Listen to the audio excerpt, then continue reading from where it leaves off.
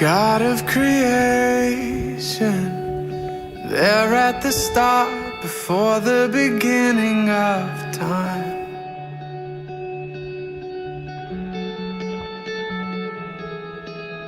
With no point of reference, you spoke to the dark and fleshed out the wonder of life.